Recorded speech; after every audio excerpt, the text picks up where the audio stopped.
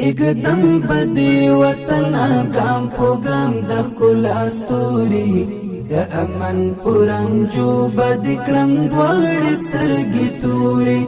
د اسمان د شنو اوبو بدی په وچه خاوره خور کړم.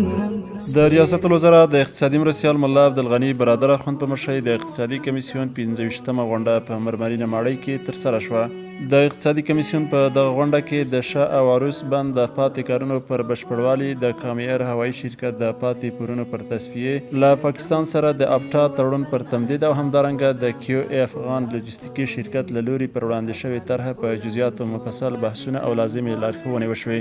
د کیو ای افغان لوجستیکي شرکت د هرات په غوریان ولسوالۍ کې 2000 جریبه دولتي ځمکه په اجاره غواړي چې د کرنې، مالدارۍ او پروسس په برخو کې د 100 میلیونو ډالرو په ارزښت پانګونه کوي. اقدم بدی وطن ګام په ګام د ښکلا ستوري د امن پرنجو بد کړم دواړې سترګې توري